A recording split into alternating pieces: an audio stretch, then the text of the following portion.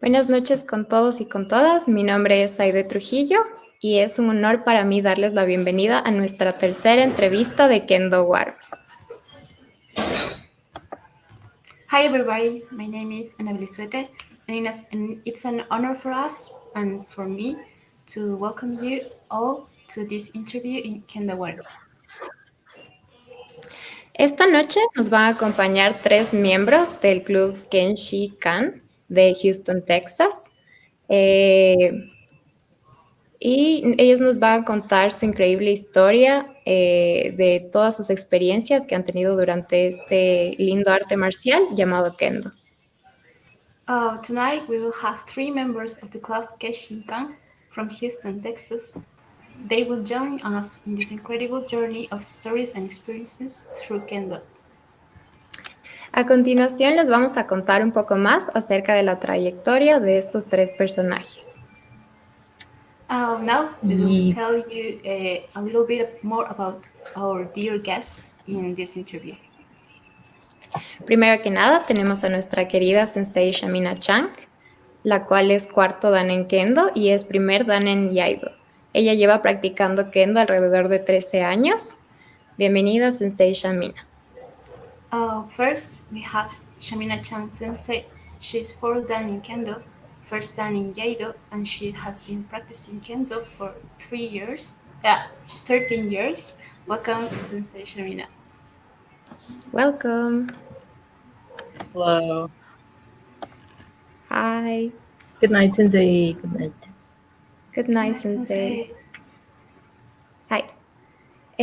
Asimismo, contamos con la presencia de Sensei Mark Erstein, que está al lado justamente de Sensei Shamina Chang. Sensei Mark Erstein es sexto dan en Kendo y es tercer dan en Yaido. Tiene alrededor de 50 años de experiencia en diferentes artes marciales y él es presidente actual de la Federación de Yaido y Kendo del Sur de Estados Unidos. Asimismo, es instructor principal de Houston Kenshikan y es también instructor en Cougar Kendo en la Universidad de Houston, en Magnolia Kendo, River City Yaido y asimismo en Kendo Kyokai. Also, we have Mark Kernstein Sensei, who is sixth dan in Kendo and third dan in Yaido. He has about 50 years of martial art experience, and it's part of AUSKF board member and AUSFK commitment. Currently, he is the president of the Southern U.S. Kendo and Yaido Federation, head instructor of Houston Kenshikan, Cougar Kendo, and the University of Houston, Magnolia Kendo, and River City Yaido, and Kendo Kyokai. Welcome, Sensei Mark. Hello. Hi, Sensei Mark. Finalmente, tenemos a Rose Ngoyan, que es Shodan en Kendo. Comenzó Kendo como estudiante de primer año en la Universidad de Houston y ahora ella es candidata en un doctorado de psicología forense. Bienvenida, Rose.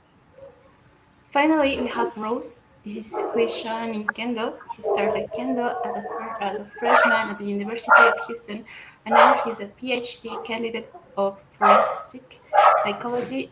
Welcome, Rose. Hi, Rose. Welcome. Hello.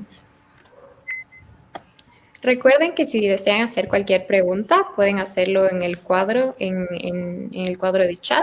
Tendremos un espacio al final donde ustedes podrán hacer todas las preguntas que deseen.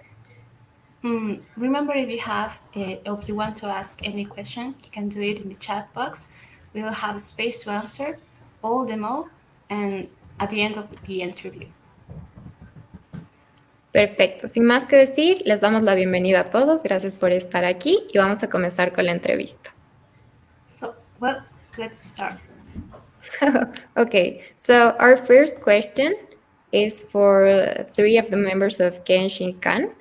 This one, if you can help me in this order, maybe Sensei Shamina Chan can answer first, then Sensei Mark, and then Rose. So our first question is, how did you start your practice in Kendo? And when did you start it? Why and how? How you knew that it existed? Buenas noches con todos. Mi nombre es Diana García Herreros. También soy practicante de Kendo y tengo el honor de acompañarles en esta noche a tener esta conversación entre todos que somos amigos. Esta es otra forma de Kokenchi-ai ahora. Por favor, Sensei. Please, Sensei Shamina, could you please ask the question that I ask you, please? So I started kendo in 2007. I was a senior in high school, and so I don't think it's very interesting, but I just one day decided that I should start kendo, and so before that I didn't really know what kendo was. I just knew it was a Japanese martial art involving swordsmanship. So when I was in middle school, I had done a few years of karate and judo, so I knew that kendo probably wasn't what was the stuff that we see in movies and TV shows, and so I decided to check it out. And I decided to go to the Houston Budokan. At the time, that was the only dojo in Houston that offered kendo. And so the day I showed up to watch, I was actually invited to start kendo, and I just decided to go ahead and start. And I've been practicing ever since. Thank you, Sensei. Excuse me. You say when you were a senior at high school, right? Correct. What year was that? You remember? 2007. 2007. Thank you. Wow. Thank you very much. What? Bueno, la Sensei nos cuenta que ella comenzó Kendo más o menos en el 2007, cuando ella todavía estaba en la preparatoria, ¿sí? Ella era todavía muy joven y ella solo decidió comenzar un día. Ella no sabía muy bien de qué se trataba esto, el Kendo, pero había hecho un poco de judo y karate. Y aunque no sabía bien lo que era el Kendo, había visto un poco y sabía que era un arte marcial japonés, y había visto en, no sé, programas de televisión y le pareció muy interesante. Y luego fue invitada a practicar Kendo. Y desde entonces comenzó y ha seguido hasta ahora entrenando. Gracias, Danita. So, Sensei Mark, let us know the same question. How did you start your practice in Kendo? How you knew it, and how many times you've been practicing? Well, I started karate in my hometown when I was 15 years ago, or 15 years old, I should say. Well, 50 years ago. And there wasn't any kendo in my hometown. Then when circumstances caused me to move to Houston, I looked at all of the different karate schools, and I walked into the same place that Shamina started at, the Houston Budokan, and there was a kendo class going on, and I saw that, and I saw the Japanese gentleman who was to be my first real instructor, and I saw Chiba Sensei, and I knew right then that that's what I wanted to do, and I've been practicing ever since. Thank you, Sensei. Bueno, la pregunta era que cuándo comenzaron a practicar Kendo y cómo ha sido desde entonces su práctica, tanto para Shamina Sensei como para Mark Sensei. Y él nos cuenta que sí, él comenzó cuando tenía 15 años a hacer karate, a practicar, entrenar karate en su ciudad natal. Y ahí no había Kendo en su ciudad natal. Sin embargo, por circunstancias de la vida, tuvo que mudarse a Houston a vivir. Y ahí también buscó karate. Pero cuando buscaba hacer karate y continuar, fue a Budokan, al mismo lugar donde comenzó Shamina Sensei. Y ahí vio Kendo por primera vez. Lo miraba, vio que hacían japoneses, ¿sí? Senseis japoneses y kendokas japoneses entrenaban. Y cuando él vio, le impactó mucho. Y entonces supo que eso era lo que él quería hacer cuando vio la práctica. Y desde entonces está practicando. No nos dice qué año era, pero dice que él tenía 15 años, así que debe ser hace un buen tiempo. Gracias, querido Dianita. Thank you, Sensei Mark. And finally, our dear Rose, for you is the same question. So, How did you start your practice in Kendo? I was actually a freshman in college at University of Houston when one of my classmates and I think my drama class was in Kendo, and I actually went with him to see what Kendo was about, and I watched practice for the first time, and that's when I knew that Kendo was something I wanted to do. So I've been doing it ever since. Thank you, Rose. Bueno, Rose nos cuenta que cuando estaba comenzando la universidad y estaba casi recién graduada, ella estaba en la Universidad de Houston también. Y en su clase de drama había un compañero que le contó sobre Kendo. Y ella fue a mirar una clase, ¿sí?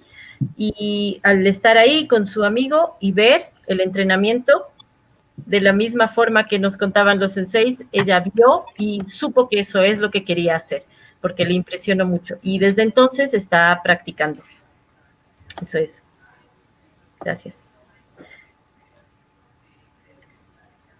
Perfecto, Dianita, muchísimas gracias. Creo que Anaverus tiene una pregunta para comenzar con Sensei Shamina. How has been the training of Kendo during this situation, during COVID? Before COVID, we were pretty active. So actually, our normal schedule involved us practicing 7 practices a week. So we would go Mondays, Fridays, Saturdays at the Kenshikan, Tuesdays, Thursdays at the University of Houston, and Wednesdays, Saturdays at Magnolia.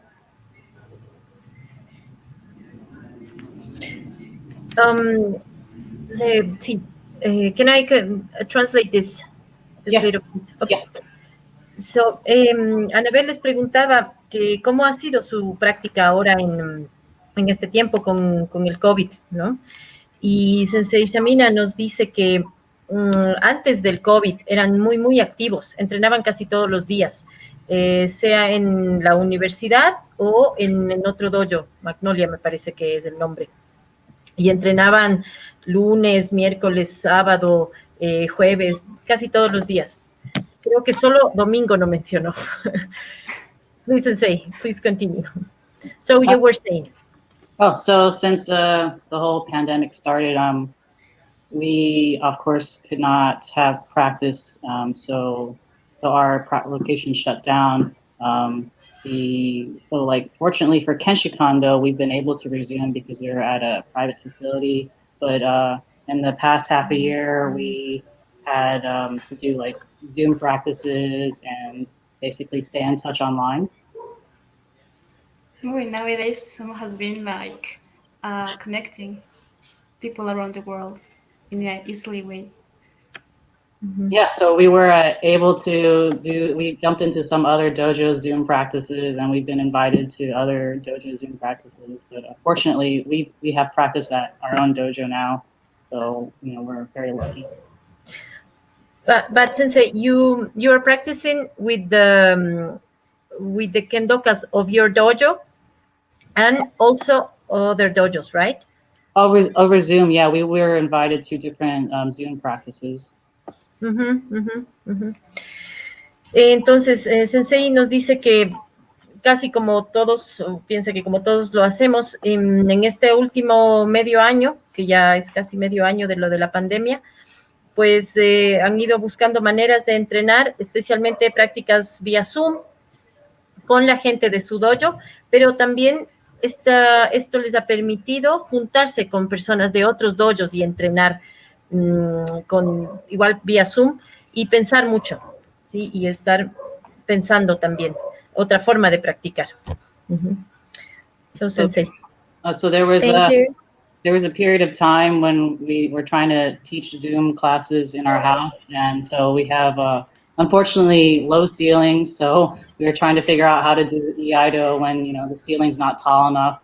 Fortunately, we have a garage, so we were able to do some practices outdoors in the garage. However, then summer hit, and it's extremely hot in Houston, 90s, 100s degree weather, so that got just too miserable. Okay. Yeah, this ceiling has been a trouble for a lot of kenshis, even Yeah. me. Yes. La sensei nos dice que hubo un tiempo en que buscaban entrenar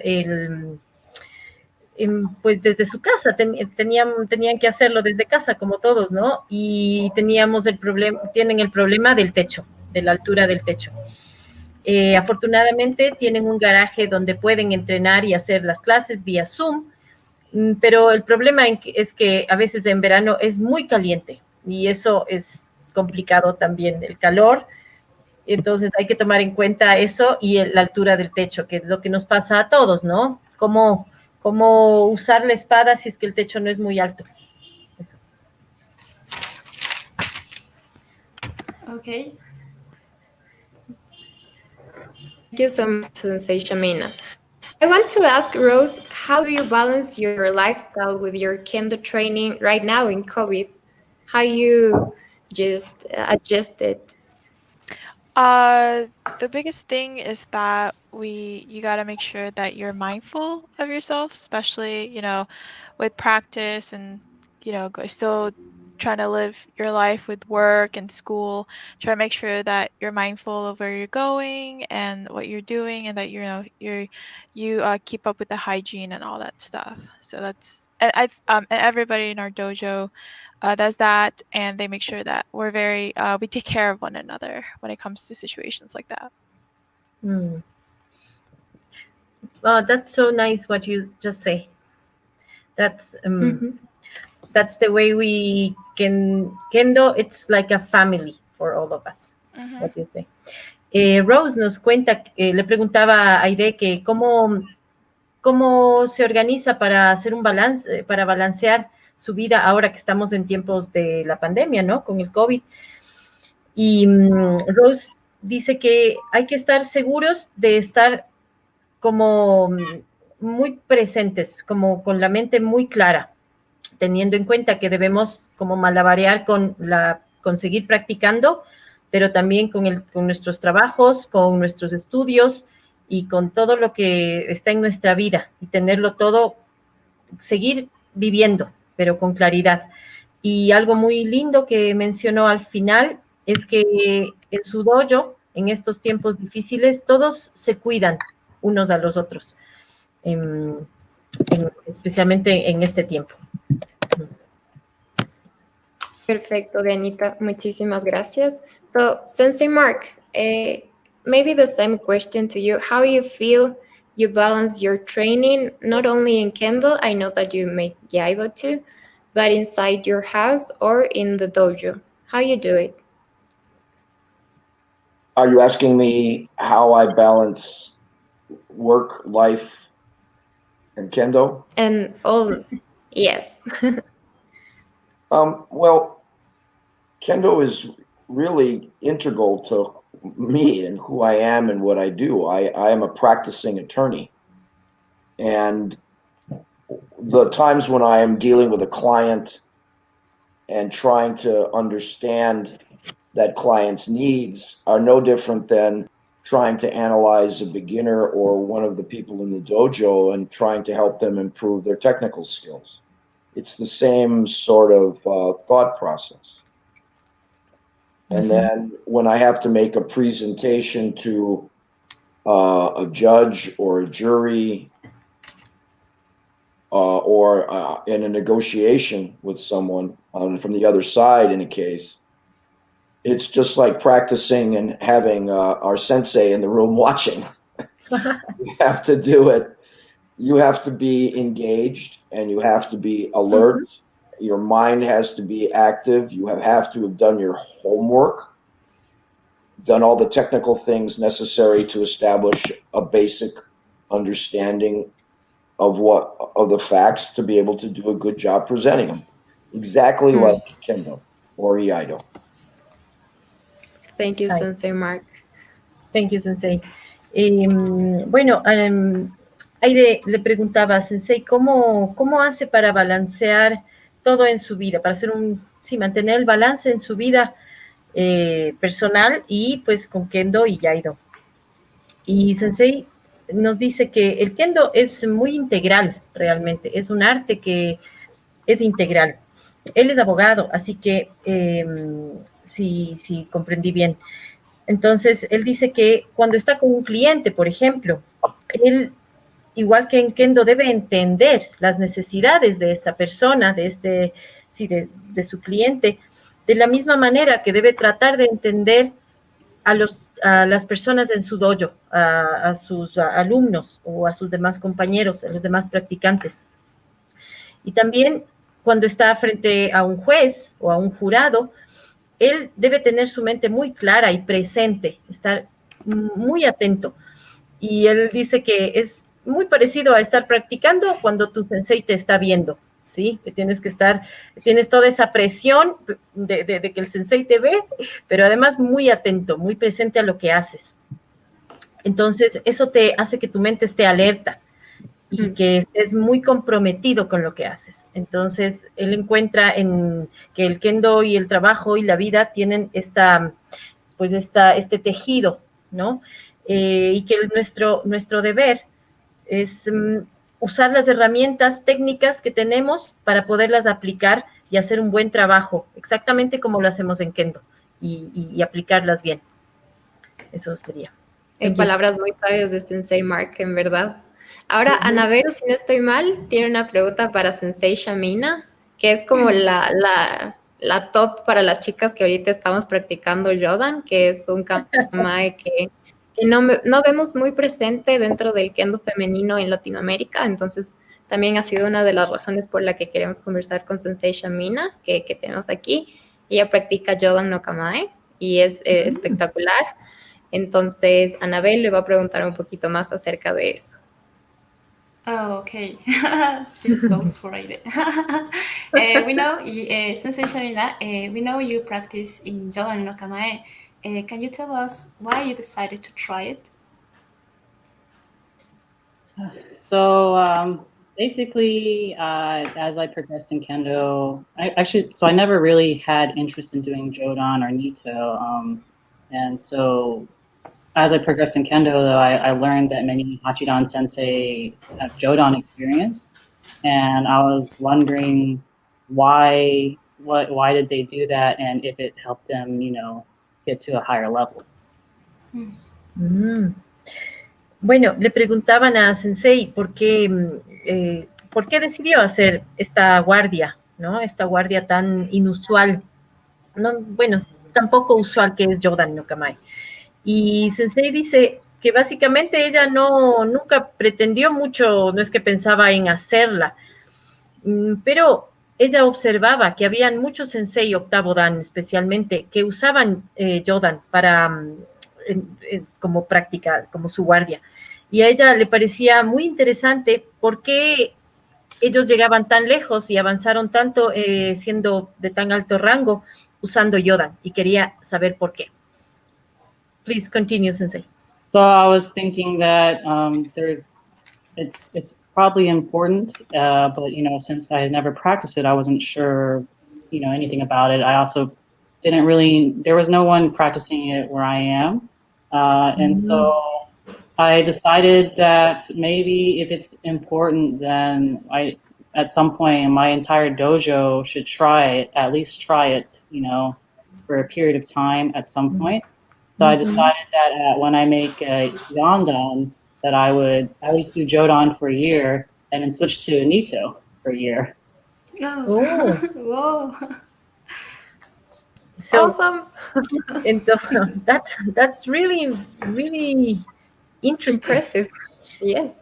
Entonces, Sensei dice que en su dojo realmente no había nadie practicando Jodan, pero a ella le pareció muy importante que todos puedan por lo menos intentar para entender.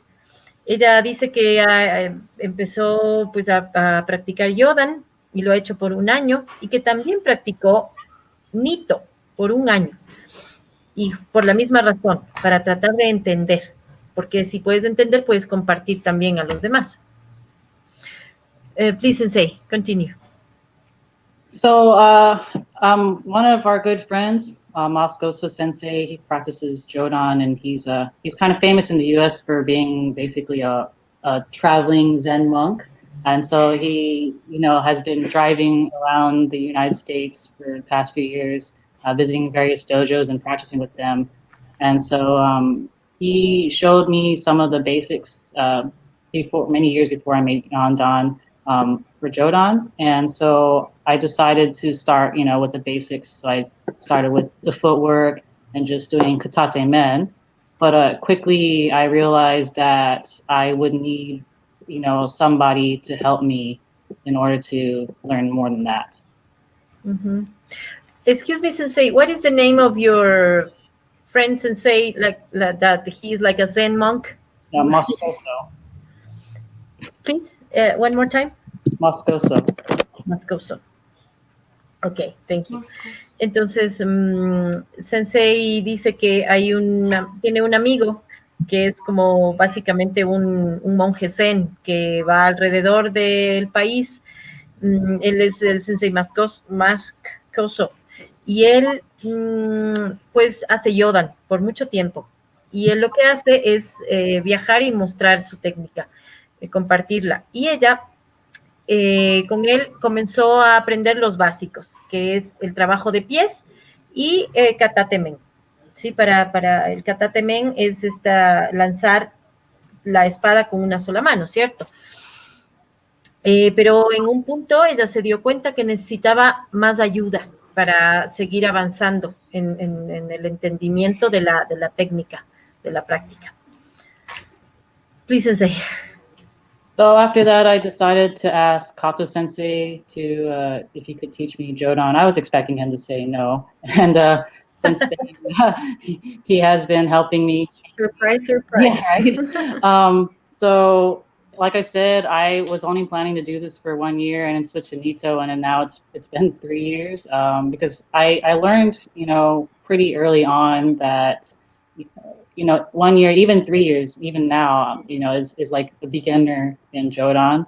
And I've come to make a lot of friends, and I've received a lot of encouragement from various senseis to continue. So I'm still doing Jodan. Thank you. I have a question. So you are practicing 3 years from now, Yodan, right? Yeah, I passed Yandan 3 years ago.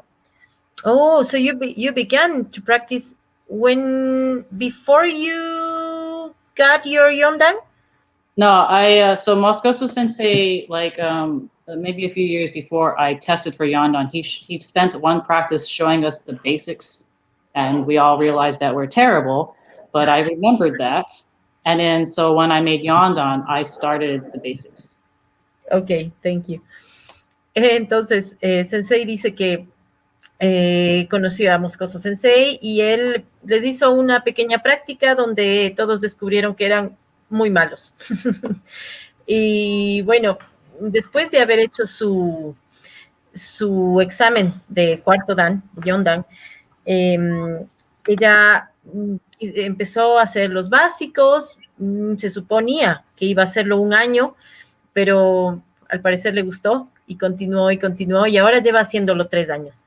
Sin embargo, ella siente que todavía es una principiante en Yondan, pero ella pidió que le ayuden. Ella pensó que Moscoso Sensei le iba a decir que no. Sin embargo, le sorprendió al decirle que sí, que le iba a ayudar. Y pues ahora eso continúa 3 años ya practicando Yondan. Y también, perdón, dice que con esta práctica y con con esta práctica ha ido haciendo muchos amigos y conociendo muchas personas. Y eso le da mucha alegría. Ay, Sensei. I have a question for Sensei Shamina, and is how different it feels for you make a Jodan no Kamai and Chudan no Kamai. How you feel personally? Well, I think that's kind of a difficult question because I feel that since I've been doing Chudan for much longer, that my Chudan is stronger. However, at the same time, spiritually, I feel that at least lately that my Jodan is stronger. because I feel like in Jodan you have to be like really spiritually strong, whereas in Chudan maybe not so much because the sword is in front of you. So I would say it's changed over time. But yeah, they're definitely not the same. It's just, you know, there's different reasons why they're different. You should probably ask Mark because I actually practice, you know, Jodan against him, so he could probably give you a better. So he must know better. Yeah, we will get there. Bueno, Sensei, la diferencia, ella dice, entre Yodan y Chudan, son dos guardias tan distintas. Una representa fuego y la otra agua, ¿cierto? Dice que es muy difícil responder. Dice que Chudan es una guardia fuerte, sin duda, pero que Yodan tal vez requiere una fuerza mucho más espiritual, porque ya no tienes la espada frente a ti, ya no estás cubriéndote, sino que estás prácticamente descubierto y para enfrentar lo que venga. Entonces, ella ha practicado mucho más tiempo Chudan y evidentemente es un gran cambio. Definitivamente no son iguales, no se parecen, pero ella quisiera que le preguntemos a Sensei Mark, porque ella hace Yodan contra él. Entonces, él nos podría decir mejor. Eso, Sensei, please continue. So, Sensei Mark, how has been the experience practicing okay. Jodan with Sensei Shavina? All right. First of all, I must say, and I'll say this right up front, practicing with your wife is difficult. Eso. We want to know why. Well, all I'm going to say is this. I've asked, and some of you know about this story, I've asked actually 4 different Hachidans whose wives are either Rokodan or Nanadan about practicing. How do you practice with your wife effectively? And 3 of them just smirked and laughed and wouldn't answer the question. Just basically said, we don't know. And I'm not kidding. I mean, they really were. And the 4th one actually looked at me, and it was translated to me. He said, if you figure that out, call me. I will study from you. And he was serious. But that's a fun story. Truthfully, it's very interesting. And I'll let you translate, and then I'll explain. Ok.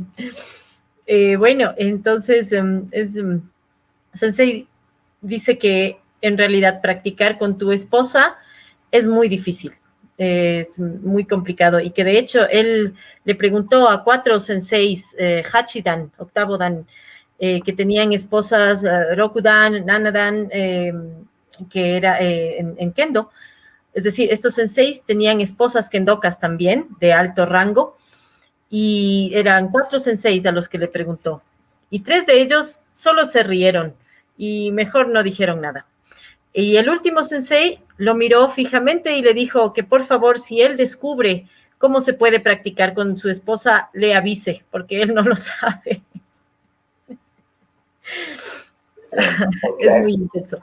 No, even though that was seriously their answer, my response to your question, it's very interesting. Shamina is practicing at a very high level in my opinion, for her rank. And when she is in Chudan no Kamai, she has an extraordinary ability to take center with her tip and seme with the tip of her sword. Whereas when she's in Jodan, there's no gamesmanship, as it were. There's no tip waza. But at the same time, her ability to read, react, and attack with seme that comes from her whole being, her whole body, is, well, pretty remarkable. I fought against some men in Jodan, in Keiko, on a number of different occasions. I mean, I don't remember how many, it's been dozens. And she is very, very sharp compared to them. They are more of a blunt instrument, like coming at you with a baseball bat. She's coming at you with a very fine surgical instrument. Scary. Yeah, in a way, it is. In a way, yes. Bueno, entonces ya fuera de broma, Sensei nos dice que Shamina Sensei entrena, es muy, como muy alta, su forma de hacer kendo es muy alto para su nivel, entonces, para su rango. Y que en Chudan no Kamae, ella tiene una habilidad extraordinaria para ganar el centro y tiene un muy buen semé. Con la punta de su espada siempre gana el centro y lo hace con un semé muy impresionante. Sin embargo, en Jodan, que la habilidad que ella tiene es la de leer, reaccionar y atacar con mucha agudeza, y que el semé lo usa con todo su cuerpo, y eso es muy como muy evidente, como muy apreciable, porque Sensei Mark ha tenido muchos encuentros con hombres que hacen Jodan, tal vez docenas, y no ha visto lo que ve en ella, esta como, ¿cuál es la palabra? Como agudeza, eso, esta agudeza que tiene ella para reaccionar, porque cuando ella viene hacia él o hacia cualquier contrincante, es como muy aguda y firme para atacar, eso sería.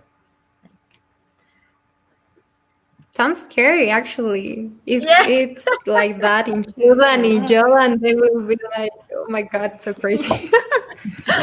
And I want to ask Rose if she maybe has feel attracted to make Joban or practice Joban. I think Jodan is like a really cool kamae, but I feel like I need to still work on my Chudan and make sure that that's, you know, a lot as strong as Shimina's. But I have worked with Shimina when she takes Jodan against me, and I think it is like the coolest thing ever. Whenever she does that, I get like super happy, and I'm like, "Oh, we're gonna do something fun today!" So I really look forward to going against her whenever she takes Jodan. But as she said, Jodan is a more aggressive stance. So you know, before you can even ask her to take Jodan with you, you have to show that your Chudan is also as aggressive, you know, to make sure that you can keep up with the your spirit in either stance. So I need to work on my spirit first before I even think about doing Jodan. But yes, it is a very cool stance. Yes. Yes. Well, entonces, le preguntaban a Rose si ella también siente interés por practicar a Jodan. Y ella dice que le parece una guardia como muy interesante y incluso como muy chévere, como muy cool, pero que ella siente que todavía necesita trabajar en su Chudan para hacerlo mejor, para tener mucha más confianza antes de cambiar a una nueva guardia. Sin embargo, cuando entrena en el dojo con Shamina Sensei, ella se emociona mucho, mucho cuando Shamina hace Jodan contra ella. Y es como que siente mucha alegría de poder usar su Chudan contra el Jodan de Shamina Sensei. Y le da mucha alegría. Shamina Sensei dice que Jodan es una guardia muy agresiva, ¿sí? Por lo mismo, sugiere que cuando estemos en Chudan, nuestro Chudan debe tener mucho espíritu para que también sea agresiva, lo suficientemente agresiva para poder contraatacar al espíritu de Yoda. pero que sí, ella siente, Rose, que ella todavía debe trabajar en su espíritu, en fortalecer su espíritu para eventualmente poder cambiar a Yodan y mejorar su Chudan también. Eso. Thank you so much, Rose. I just have another question for you, and is what are the most valuable teachings that you have had within Kendo from your senseis? One of the most valuable teachings that I've come across from Mark and Shimina Sensei is being honest with yourself. And it means that you have to, come to know who you are as a person and be able to be comfortable and accepting of who you are. And then you also have to be accepting of who you want to be. Do you want to translate that, and then I can say some more? Thank you. Thank you. It happens to me that I am so interested in what you're saying that I forget to ask you to stop. Bueno, entonces Aide le preguntaba a Rose, ¿qué es lo más valioso que tiene de sus senseis, lo que nos puede contar? Y Rose nos decía que lo más valioso que ella siente es que ellos siempre recuerdan ser honesta, ¿no? Y ser honesta con uno mismo. Y ser honesta con saber quién eres como persona, pero también en aceptar quién eres, ¿sí? Quién eres y quién quieres ser, o cómo quieres ser, esa honestidad. Please, Rose, thank you. The reason why being honest with yourself is so important is because in Kendo, whenever you go with someone, you have to, bring your spirit. And the only way you can do that is if you really have a true understanding of who you are, right? Like what do you want to accomplish when you take that men or that kote, and your spirit has to show that. And the only way that can be is if you can wholly know who you are and put it out there. Entonces, en Kendo, tú siempre tienes que sacar sacar tu espíritu y mostrarlo, mostrar la fuerza de tu espíritu. Y solo puedes hacerlo cuando comprendes quién eres, ¿sí? ¿Qué quieres lograr cuando haces un men o cuando haces un kote? ¿Qué es lo que quieres mostrar? ¿Cómo vas a mostrar tu espíritu haciendo esto? Please, Rose, continue. And so I that also applies with, in your regular day-to-day life, is that what do you want to accomplish professionally? What do you accomplish, personally? All of that is sort of, it adds up into everything.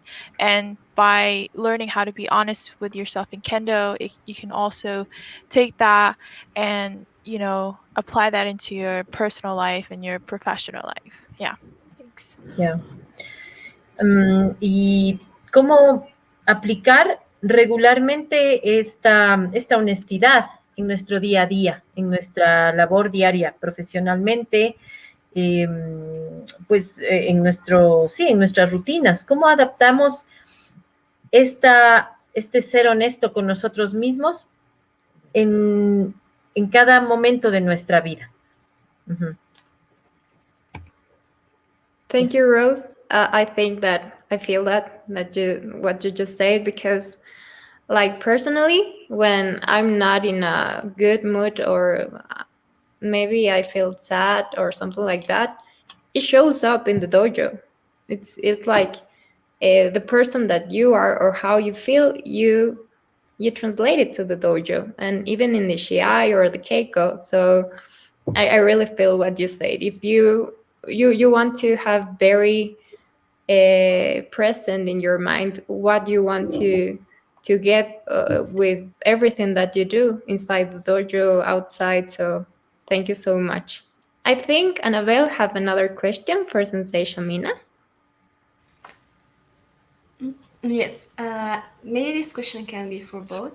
For example, how is the first thing you teach your kendo practitioners who are beginners? What is the first thing you teach them?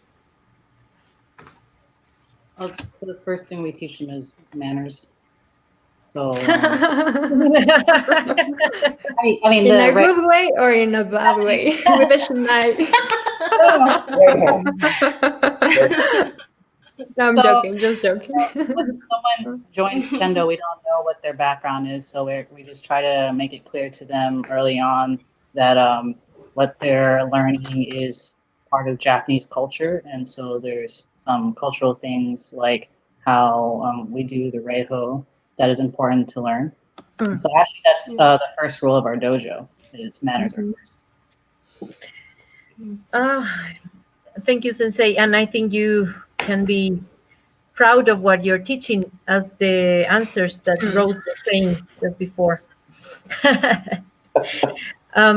Bueno, Shamina Sensei dice que lo primero que ellos enseñan en su dojo son modales, buenos modales, porque ellos no saben de dónde vienen las personas que quieren entrenar, cuáles son de dónde proceden sus raíces, ¿no? Sus costumbres. Entonces, lo que necesitan enseñarles es un poco de cultura, especialmente de la cultura japonesa, y en Kendo específicamente, la regla número 1 es el rei, la cortesía. Thank you, Sensei. So we actually have a beginner curriculum. So every person who starts in our dojo goes through the same curriculum, and so they learn the basics of kendo in a systematic fashion. So what we do is, we teach them the reiho, we teach them footwork, ki-ai, how to hold a sword, and men strikes, and then it's actually a written, laid out plan. And so we make sure that each person learns, on a weekly basis, something new. And so that way that as they progress into Bogu, they know what they need to work on, they know what their path is. And also that sort of, having that sort of system means that the seniors learn to also teach the same thing to the beginners. Ok. Entonces, Sensei nos cuenta que ellos tienen un currículo oficial para su dojo, ¿no? En el que todos los principiantes pasan por cumplir este currículo. Entonces, en este se va a ver sistemáticamente las bases del kendo, como Quijón, Kiai, el cómo sostener la espada, el rei, la cortesía básica, las palabras que deben usarse, y se van, pues observan que cada persona vaya aprendiendo cada cosa en el orden adecuado, ¿sí? Y también tienen que fijarse qué es lo que cada participante debe aprender, en qué debe trabajar más, en qué se debe reforzar a cada quien. Y con este sistema, los que son más avanzados también pueden enseñar de la misma manera este currículo, sin saltarse cosas, ¿no? Y ir como en un orden adecuado que ya ven que funciona. Eso sería.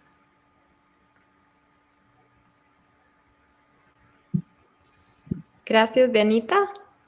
Vamos a seguir con la siguiente pregunta para Sensei Mark Erstein. And it's how you learn the difference between learning Kendo and start teaching Kendo, and how it feels the change, how you feel it. Okay. I don't think there is really any difference between learning and teaching from this point of view. In order to be effective at Kendo, in order to be a good practitioner, you have to have what Kato Sensei has emphasized with us, a sense of Aiki. You have to have a mutual understanding with your partner. You have to be able to read them. You have to be sensitive to their ki, their attitude, their posture. And in order to teach, you have to be able to do that as well. To be able to follow the way we teach, follow the curriculum, and to present what you need to teach to that person that day in a way that they get it. The words choice might be a little different. The attitude that you take as a teacher might be a little different depending on their personality and the way they are as a person.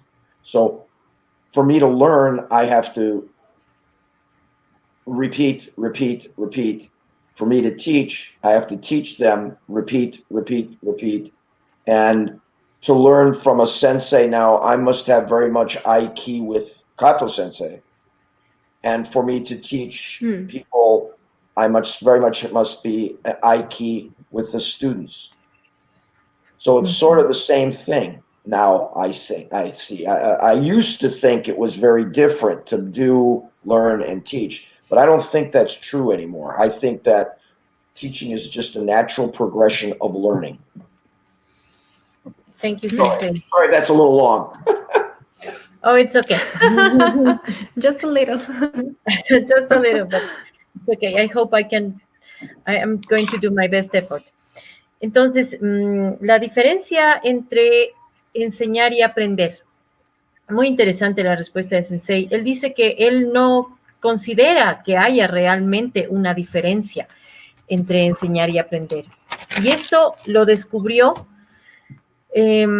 porque para ser un buen practicante, como decía Kato Sensei, necesitamos Aiki, que es esta comprensión mutua de tu compañero y de ti mismo, ¿sí? Desde nuestro ki, desde nuestra postura. Y para poder enseñar necesitas lo mismo, necesitas tener una comprensión del otro, desde mirarte a ti mismo y comprender al otro. Para esto, en cuanto a la enseñanza, claro que sigues el currículo del que hablábamos, ¿sí? Lo tienes muy presente.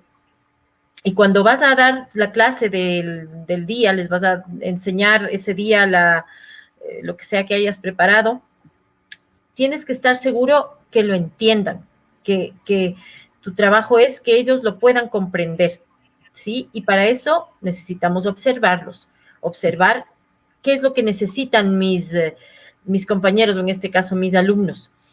Y por supuesto, cuando uno está aprendiendo Kendo, la forma de aprender es repetir y repetir y repetir.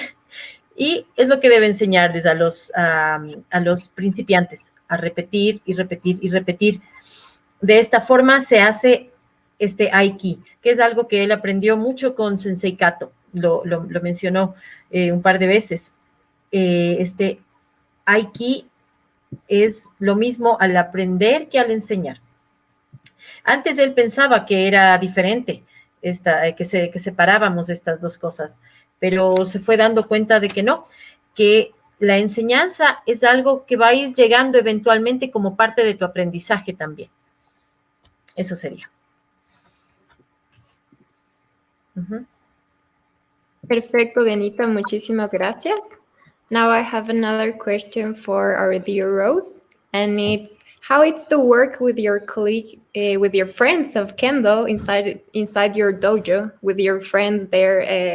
I don't know, now you consider them like a second family, and they just give you or keep you motivated to train, or how it works in your dojo? So in our dojo, our first, we always, like Shimina Sensei was saying, that we teach beginners manners, but then after that, the next thing we teach is community. So at the dojo, we are one big family. We make sure that we take care of each other, that in and out of the dojo, we make sure that we stay connected. We talk to each other. We make sure that we keep up to date with what's going on, because like you said, on some days, if you're feeling sad or you're feeling down about yourself, it shows in your kendo. But it would be not beneficial for us if we just kind of let that go. So after Keiko, we'll be like, hey, is everything okay today? Or what happened? I know you usually do better, but what's going on today? So by understanding one another, we help raise each other up in our kendo and in our personal life. Thank you, Rose. Thank you.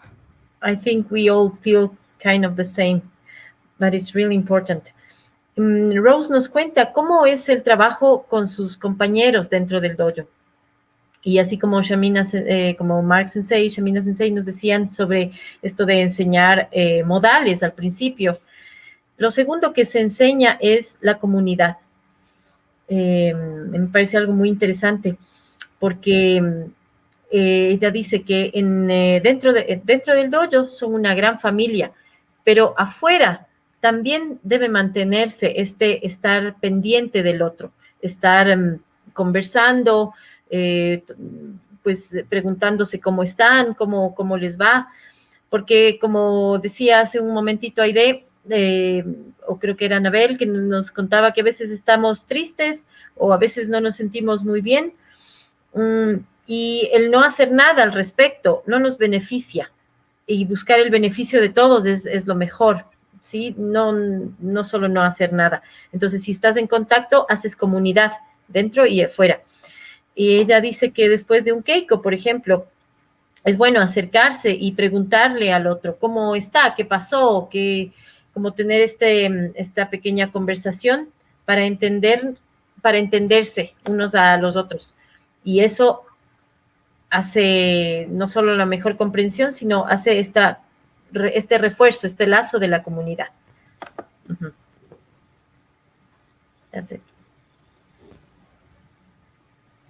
Thank you so much, Rose. Right now, Anaverus, Annabelle, we say her Anaverus we just have so much love for Anaverus. Yes, and she's going to ask now Sensei Shamina Chang something about, Anaverus, make the question, you, not me. Oh, okay. Sorry. This one goes for Sensei Shamina. What is your biggest influence in kendo? My biggest influence? So I've had a lot of influences in kendo. When I first started kendo at the Budokan, there were several senseis there. So I guess by far, of course, the biggest influence to me is Kato Sensei, but it's kind of hard to like only mention him. So like the first sensei as a beginner, I think he really set the foundation for me to succeed. Koga Sensei, he was a 7th Dan sensei who lived here in Houston for work for a few years. And so before he left, I was fortunate to practice maybe 4 years with him. And he's actually quite famous in the US for being a very strong 7th Dan. Whenever he was at the dojo, everyone's spirit was automatically, lifted up, and everyone tried harder.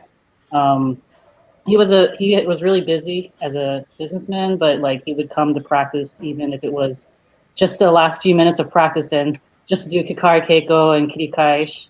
And one of the biggest things about him with me was that he just emphasized basics a lot, and he made me do lots of big men. He actually only exclusively big men with everybody, no matter what rank, he was doing big men with them. And then he made me do big men with him the entire time I practiced with him.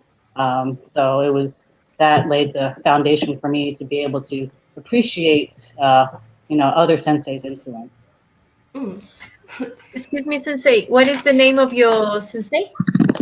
So the first sensei that I was a beginner, he's Koga Sensei. So Koga. Koga. Koga Yes. Sensei. Hi. Entonces, Sensei Shamina nos cuenta sobre cuáles han sido sus mayores influencias en kendo. Y ella dice que pues han habido muchos senseis que ella ha admirado y de los que ha aprendido mucho, que no podría nombrar a todos porque han habido muchos. Sin embargo, cuando tal vez uno de los primeros senseis que impactaron mucho en su kendo, en su trabajo, y que empezó como desde los cimientos de su kendo, era un sensei séptimo dan, con el que practicó durante 4 años en su dojo, que se llamaba Koga Sensei. Digo se llamaba porque no sé qué pasó con él, pero ella dice que ya no está en el dojo. Y ella dice que era un sensei muy, muy fuerte. Pues obviamente era séptimo dan, pero además era buena persona. Y que todos cuando él llegaba a entrenar querían entrenar con él, porque era buena gente.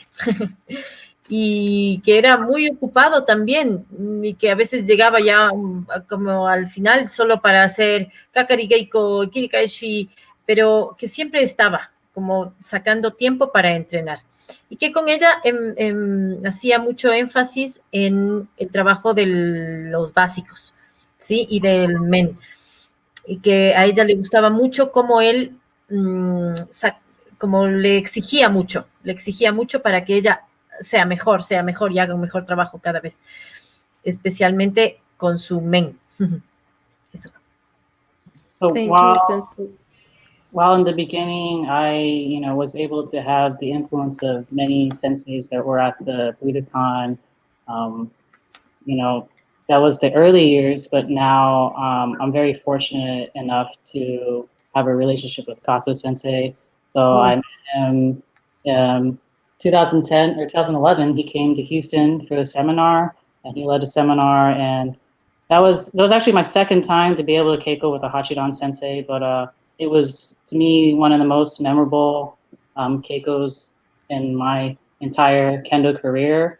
For me, it was very pivotal because before that keiko, I only it was ingrained in me that kendo was about life or death or winning or losing.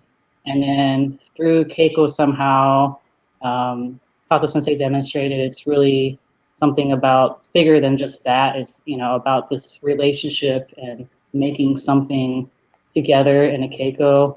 And it was truly, I still can remember the feeling today. And so, since then I've been able to gradually have a relationship with him and see him practice and practice with him over the years. Thank you, Sensei. Bueno, ella dice que al principio, en sus comienzos, ella pudo entrenar con muchos senseis en el Budokan en los años primeros, pero que luego pudo tener una relación más cercana, y que ahora tiene una relación más cercana con Kato Sensei. Kato Sensei había visitado su ciudad en el 2010 para un seminario. Y esa fue la segunda vez que Shamina Sensei hizo keiko con un octavo dan. Pero para ella fue memorable, fue muy, muy importante ese keiko, porque nos cuenta que antes de ese keiko, ella pensaba que el kendo era un poco como de ganar o perder, vida, muerte, y ya. Pero que después de este keiko con Kato Sensei se dio cuenta que es algo mucho más grande que eso, mucho más importante que eso, la relación que haces en el keiko, no solo con tu oponente, sino contigo mismo. Y eso fue gradualmente lo que hizo que ella busque esta relación. Entonces, hasta ahí, vamos hasta ahí. Please continue, Sensei.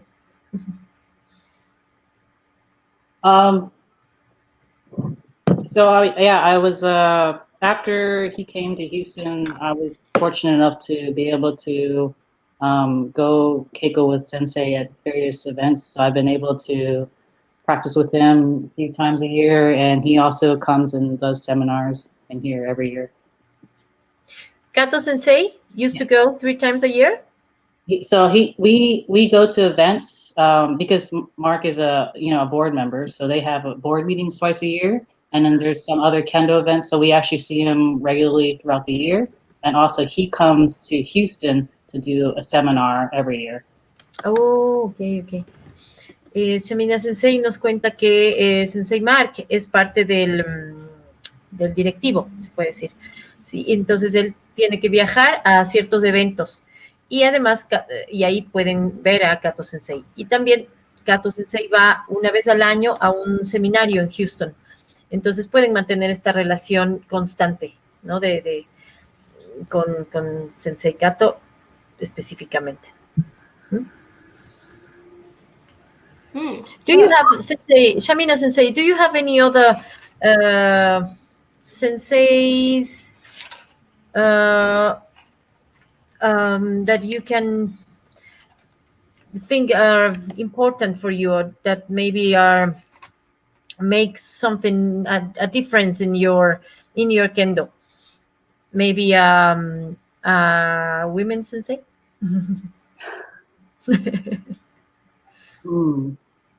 So yeah, I haven't actually been able to meet very many women sensei, unfortunately. But I do have, a few good friends who, are around my level. So because of Kato sensei, we were able to go to one of his training camps a few years ago, and so I was able to practice with other women kenshi. So one of them was on Team USA, Christy, and another one currently, and I think currently is on Team USA. So yeah, and also because Mark and I get to travel for kendo and work a lot, I have been able to meet some women kenshi, but of course it's just not as common as high-ranking men in kendo. Yeah, I understand. It's not so usual. Not yet. Yes. Bueno, yo le preguntaba un poco, me da curiosidad si también podría nombrar alguna sensei mujer que le haya impresionado o hecho algún efecto de impacto en su kendo. Y ella dice que en realidad ha conocido a algunas mujeres, algunas otras kenshis con las que ha podido entablar una amistad y hacer kendo y que le parecen muy buenas, pero no hay una sensei específica que ella pueda nombrar. Sin embargo, gracias a Kato Sensei, ha ido a algunos campamentos de kendo femenino y ahí ha conocido, sí, a mujeres kendokas muy, muy buenas. Y también con Sensei Mark viajan mucho por trabajo y por kendo. Entonces sí, conoce a muchas mujeres también que hacen kendo, muy interesante. Eso. Okay. I have a question. We know that Sensei Mark and Sensei Shamina practice Yaido. Can you share with us why you decided to practice Kendo and Yaido? Okay. I think they are intimately connected. They're like the heads and tails, the obverse and reverse of the same coin. Kendo is outwardly very dynamic, but it requires a spirit that is calm and forceful. And Iaido is calm on the outside as compared to Kendo, but it requires an internal dynamicism, a dynamic in spirit that is the same but different inside. So they complement each other. And our old sensei, my old sensei, Harutani Chiba sensei, always said that you can practice Kendo and not Iaido. But if you practice Iaido, you must practice Kendo. And his reasoning was that if you only practice Iaido, you always win because your imagined opponents are always defeated. Whereas in Kendo, even with a beginner, if you make a mistake, if you have a lapse in concentration, they will defeat you in that moment. And that is part of the process of learning Kendo, is to train your heart, your spirit, your mind, to maintain that focus at all times. And in Iaido, if you're using, even whether it's in Iaito or Shinken, if you lose focus, you cut yourself. I mean, I'm serious. I have been around this long enough. I've seen some pretty serious injuries for Kenshi who made an error and they hurt themselves. So you have to maintain that high level of focus throughout Kendo, just like you must maintain that same high level of focus in the Ido. There's no margin for error. And that's one of the ways that they complement each other. Yes. Thank you, Sensei. Bueno, Sensei nos lo está contando porque él practica Kendo y Yaido. Entonces nos está contando cómo se relacionan uno con otro y en qué se diferencian también. Él dice que están íntimamente conectados, el Kendo y el Yaido, aunque sean en apariencia distintas y sustancialmente distintos. El Kendo es muy dinámico, pero requiere un espíritu muy calmado y es muy fuerte también el Kendo. El Yaido, en cambio, parece calmado, necesita una calma en el exterior, pero interiormente requiere un dinamismo y un espíritu muy fuerte. Entonces, son iguales, pero diferentes a la vez. Y por ende son complementarios. Su sensei de Yaido, Chiba Sensei, le decía que tú puedes practicar Kendo y no Yaido, pero que no es bueno practicar Yaido y no practicar Kendo. Y la razón es porque cuando practicas Kendo, puedes estar con un oponente y no puedes perder la concentración ni un instante porque enseguida tu oponente pues te va a ganar. En cambio, como en Yaido usas mucho la imaginación y el oponente eres tú mismo, puedes tú pensar que ya ganaste en tu cabeza y dejar que el ego te haga pensar que ganas, ¿sí? Pero en Kendo, pues el oponente te obliga, te recuerda todo el tiempo que hay un otro, ¿sí? Sin embargo, en Yaido también necesitas mantener la concentración todo el tiempo, ya que usan el Yaido y si no estás concentrado, pues te vas a cortar, te vas a lastimar severamente. Él cuenta que ha visto unas heridas bastante fuertes, bastante feas, por los cortes con el Yaido, por no haber estado atentos. Entonces, ambos te piden y te exigen un nivel de concentración muy alto. Tanto en Kendo como en Yaido hay que estar completamente concentrados. Eso. Sí. In our dojo, we encourage people who practice Kendo to also practice Iaido. We do not allow Iaido only. And if a beginner starts, they cannot begin Iaido practice until they have gotten into a uniform, and we start that process at a certain point with them if they want to. But it's not, we don't insist, it's just, it's encouraged if you want to do it. Sensei, what level do you think it's a good level in Kendo to begin to practice Iaido? Maybe Nidan? I don't know. Well, I think back in the day there was some sort of like a rank requirement for Kendo people to start Iaido. However, for us, what we do is so like I said earlier, we have a curriculum for beginners, and it's a progress for them to get into Bogu. So basically, you start off in like regular workout clothes, and then after 10 practices, you learn to fold the uniform. A different senior teaches you how to fold the uniform after practice. And then after 10 of those, you get into uniform. So at that point, then you can start Iaido because then you're in the uniform. And then when you start Iaido, we show you how to wear the obi, and we start you with a bokto and a plastic saya. So it doesn't require a level of examination, but a level of knowing how to keep your uniform and to I don't know, a level of knowing the use. Yeah. So I would say a basic knowledge of how to do footwork and how to cut the sword, basic knowledge of Reiho.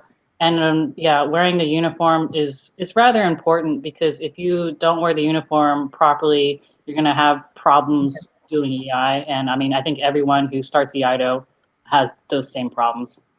Okay. Thank you, Sensei. Entonces, Sensei nos decía que en su dojo ellos les invitan a sus practicantes, a los practicantes, a que también practiquen Iaido. Les invitan a hacerlo. No les insisten demasiado, no es que les obligan, pero sí les invitan a probar el Iaido. Entonces yo le preguntaba a Sensei que si hay algún nivel en Kendo sugerido para comenzar a practicar Iaido. Yo pensaba en un segundo dan, pero Shamina Sensei dice que no, que basado en el currículo que ellos manejan, si es que el principiante ya sabe usar Bogu, ya ha trabajado bastante su trabajo de pies, y si ya sabe especialmente usar el uniforme y luego doblarlo bien, mantenerlo bien y colocárselo, entonces, y tiene interés, puede comenzar también el Iaido. Y por supuesto van a comenzar a enseñarle a ponerse el obi, y especialmente la parte de rei y del uniforme, es como el comienzo. Eso sería. You have anything else, Sensei, about this Iaido and Kendo? I think it's just super important. I think it's very noticeable when someone practices both Iaido and Kendo versus doing Iaido or Kendo separately. So I would just say for myself, I especially when I started Iaido, I wasn't really happy doing Iaido because I was like a super weak person when I first started.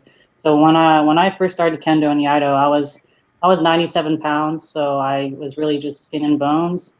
And I started with the Shinken for EI, and I had trouble using it, and I realized that, I mean, it was kind of unrealistic for me to like be able to like wield a sword like as heavy as a real sword. So it was kind of, for me, it was kind of discouraging. Also, when I saw high level Kendo, I thought, wow, I really want to keiko with this person. But when I saw high level Iaido, I'm like, oh, I don't think I can do that ever in my life. But now I do feel that it's both Iaido and Kendo are like so important to me, and they both help each other, help me develop in both. So they're connected, and I think it's, to me, it's for my personal growth, I think it's a necessity to practice both, but it's totally hard. It's always frustrating, but you know, I think that's just how it goes, practicing either Kendo and Iaido. Okay. I just have a question for Sensei Shamina. No sé, Dianita, si la puedo hacer todavía. Espérame un ratito. O primero sí, déjame contarles de esto último. Y luego, por favor, la pregunta. Sensei Shamina nos dice que para ella, a nivel muy personal, es súper importante, es casi una necesidad practicar ambos, Kendo y Iaido. Claro que a eso ha ido llegando, porque al principio no era muy feliz practicando Iaido y ni Kendo, porque ella sentía que era muy débil, que apenas pesaba 97 libras, que era prácticamente, como decimos aquí, huesito y pellejo, y que se sentía muy delgada y débil. Y tenía muchos problemas, pero sabía que tenía que hacerlo y se fue como presionando y siguió. Y que luego, en Kendo, por ejemplo, luego tenía muchas ganas de hacer keiko con otras personas.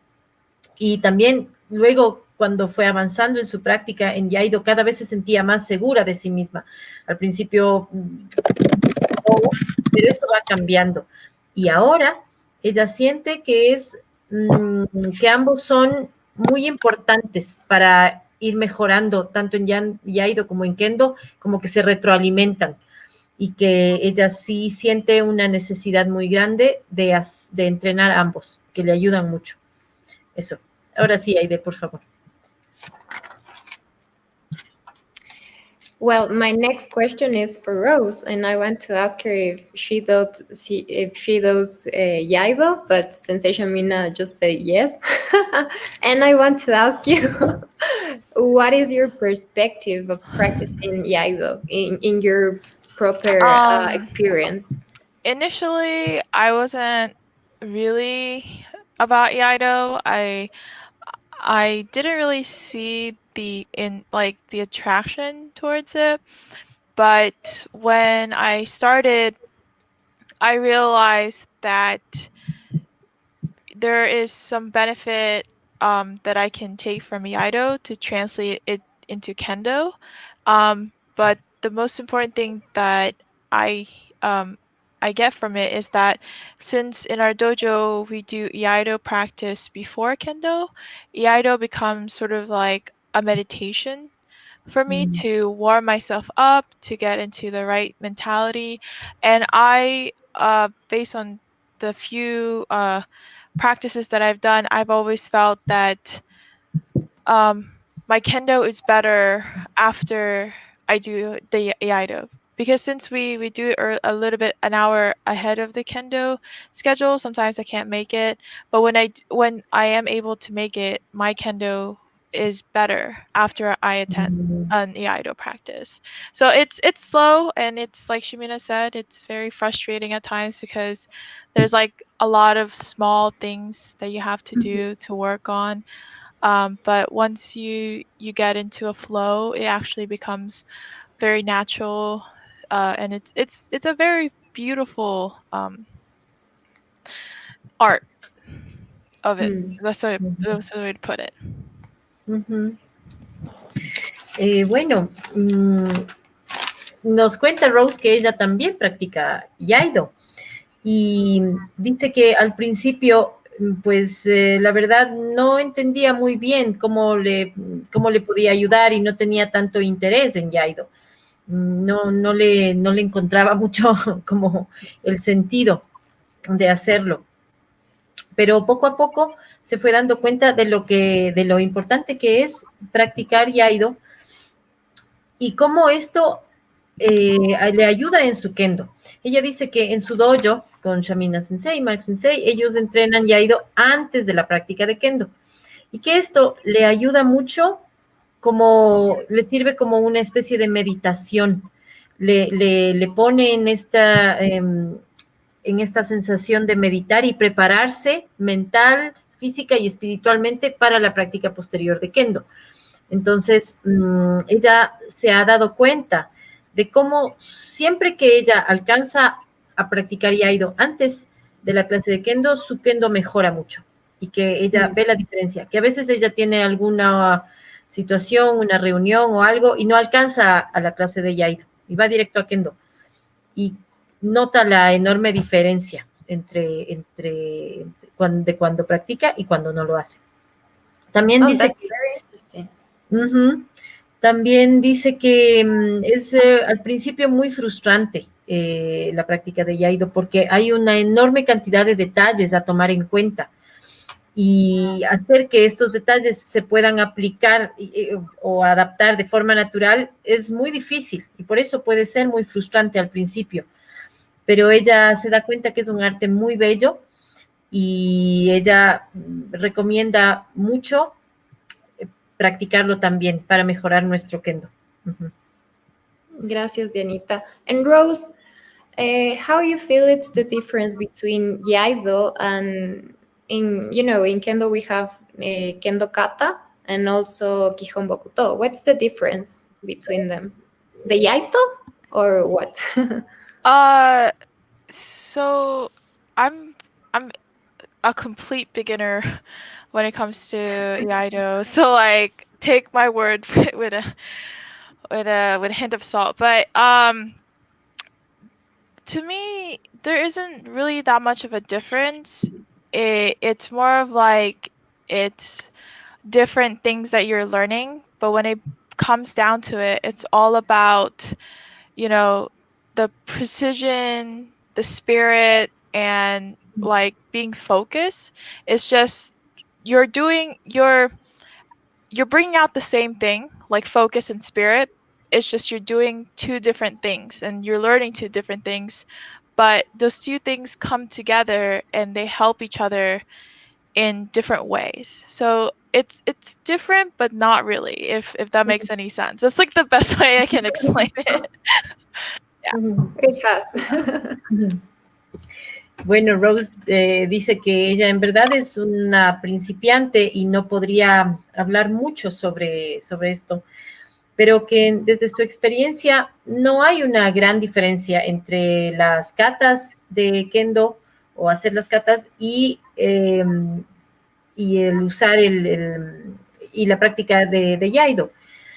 Dice que, pues, claro que hay diferentes conceptos, o no conceptos, es diferente lo que vas aprendiendo, ¿no? Te dicen como el estar muy concentrado, la parte espiritual, y que son dos cosas diferentes, pero a la vez no lo son, porque luego en Kendo también vas a ver lo mismo, solo que de diferente manera y lo vas a abordar de diferente forma, pero al final es lo mismo. Así que, y luego te hace mucho sentido lo uno con lo otro. Entonces ella dice que sí son diferentes, pero que al final realmente no lo son.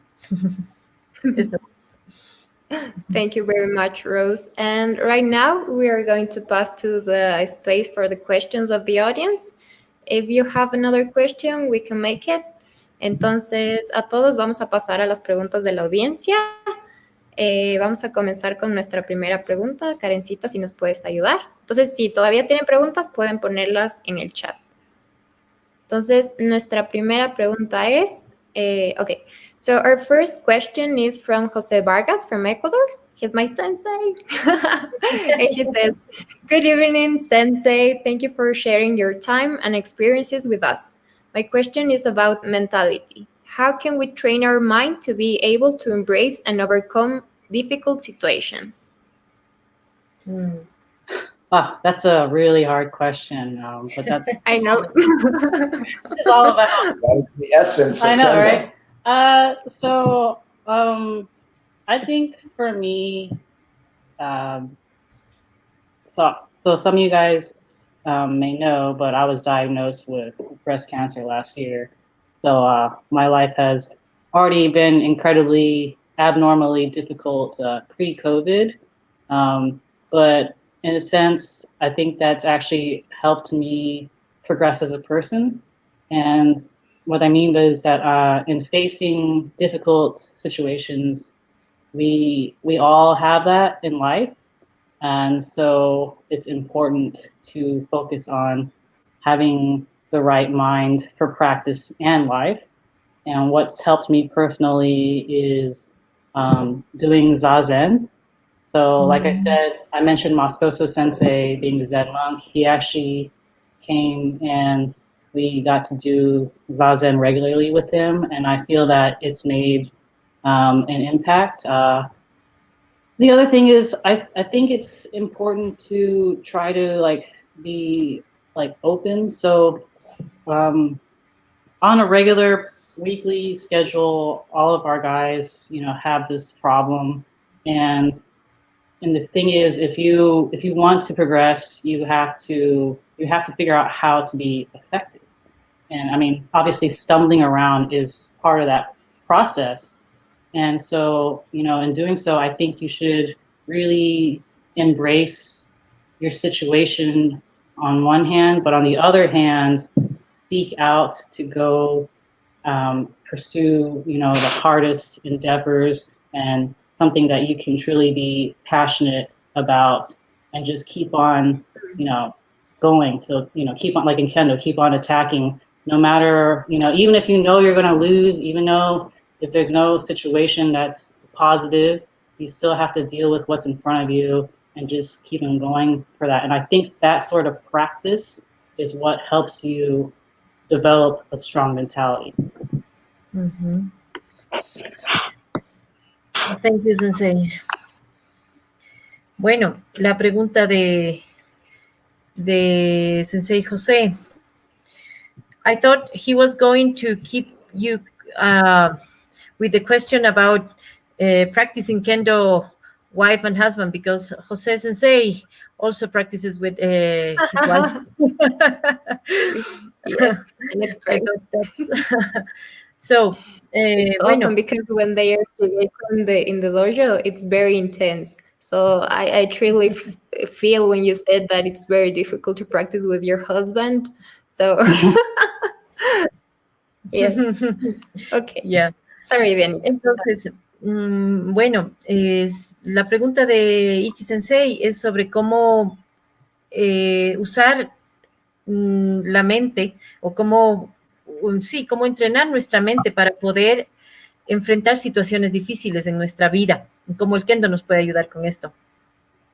Entonces, Sensei Shamina nos cuenta que pues ella fue diagnosticada con cáncer hace un año más o menos, y que desde entonces su vida ha sido pues más difícil, y que el kendo le ha ayudado mucho a progresar como persona y enfrentar esta dificultad particular de su vida con la mente correcta, con una actitud correcta.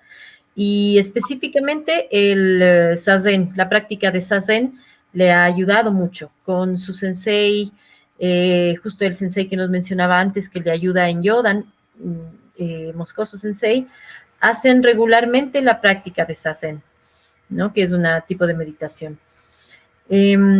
Otra manera concreta es el abrir la mente y mantener mucha fuerza mental de continuar, de abrazar, sí, el problema que uno pueda tener, sí, aceptarlo, aceptar esta situación difícil, pero no permitir que eso te aleje de tus pasiones o de lo que te apasiona en la vida, sino más bien seguir buscando y practicando eso o haciendo eso que te apasiona, seguir adelante, seguir atacando, seguir esforzándote, como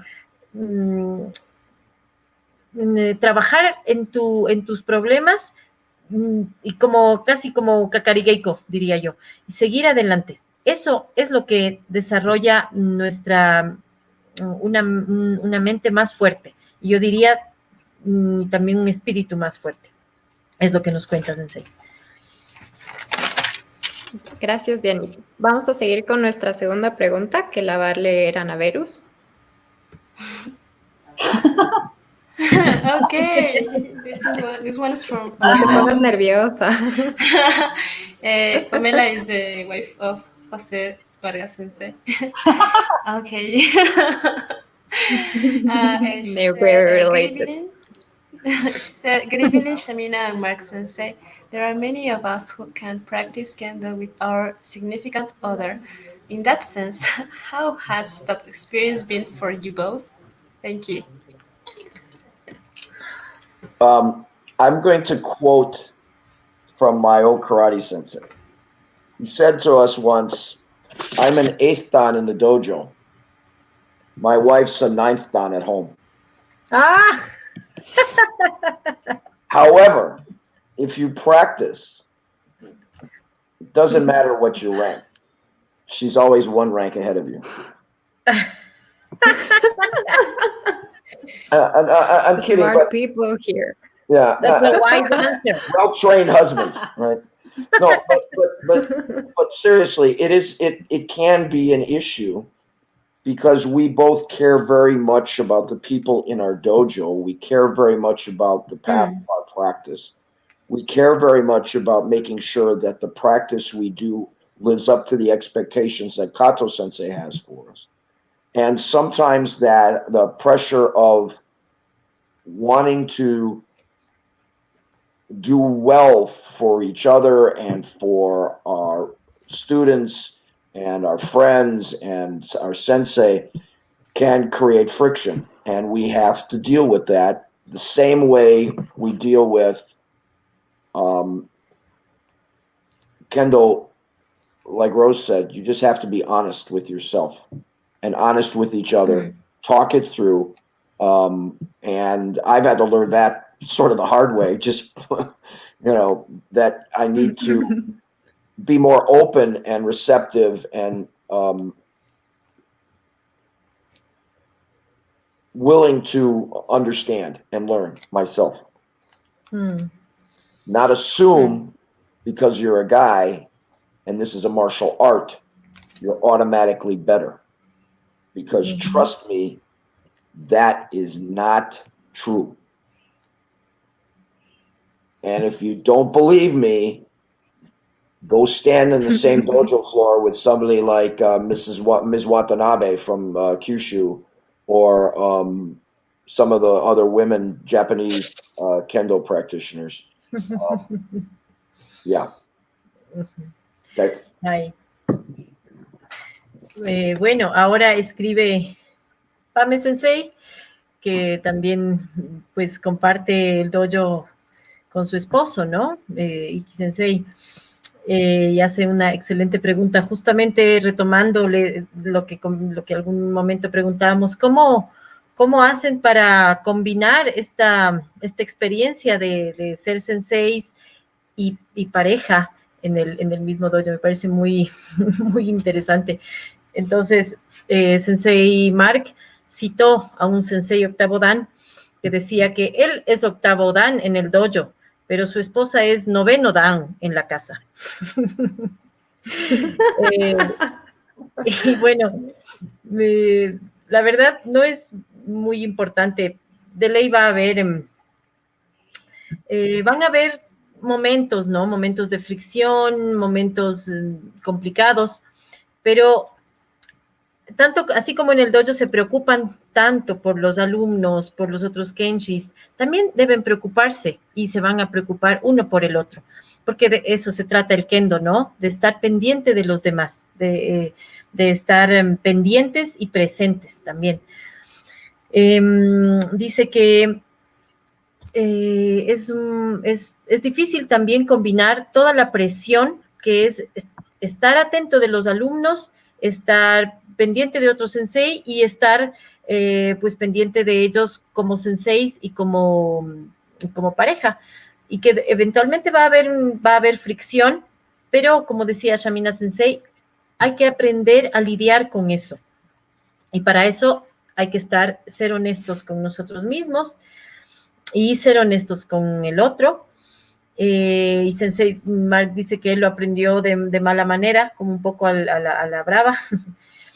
Y hay que estar, él dice que sugiere estar mucho, o se ha dado cuenta que es necesario estar más abierto, más receptivo para entender al otro y aceptar lo que el otro necesita o lo que el otro quisiera. Y además, muy importante me pareció cuando él dijo que no hay que asumir que porque es hombre, automáticamente significa que va a ser más fuerte, ¿sí? Solo porque él es hombre.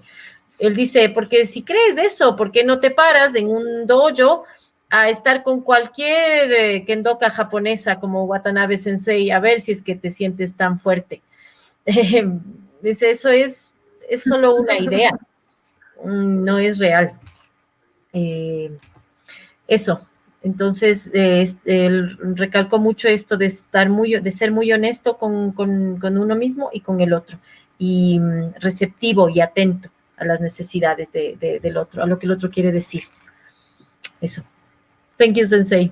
Gracias. I hope that helps. Yes. Actually, I want to ask Rose if you have a special someone in kendo.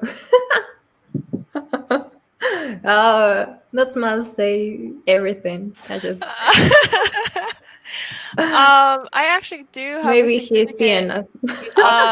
Watching right now. Yeah, he's actually watching this Yes. video right now.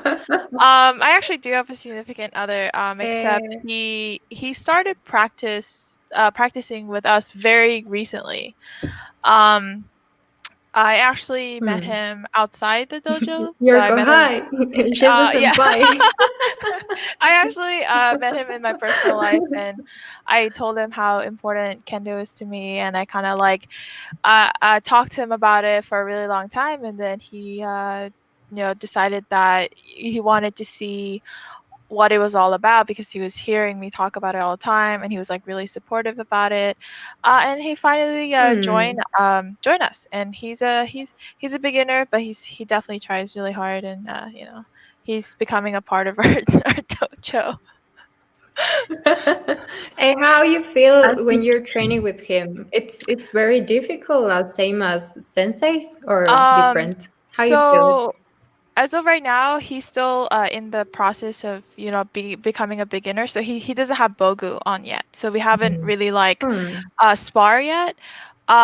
But so far with working with him, it's been easy because I'm just teaching him basics, and it's just like, hey, do this, do that. But I feel like when it comes to sparring, like when he gets his bogu and we're gonna spar, I feel like the dynamic will change a little bit. So we'll see when we get there. Stay tuned. yeah, He will I feel the think, Shinai of Rose. That's definitely. Interview Wow. part 2. I think we Thank you, were Rose. telling some secrets we shouldn't tell. We are revealing some secrets. So I'm sorry, Rose. No worries at all. It's okay. No, I was kidding. Bueno, Rose también dice que tiene a alguien especial con quien comparte en Kendo. Justamente ella le hablaba a él de cuánto a ella le gusta el Kendo y le hablaba mucho sobre esto. Así que él quiso ver de qué se trataba y le acompañó a alguna clase para finalmente ver qué era esto del Kendo. Y le gustó mucho, tanto que él empezó a entrenar en el dojo de Rose también. Y aunque él sigue siendo un principiante, todavía él no usaba Bogu,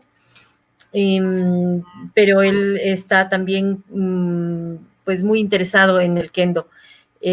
También Rose dice que hasta ahora ha sido fácil entrenar con él, con su pareja, pero porque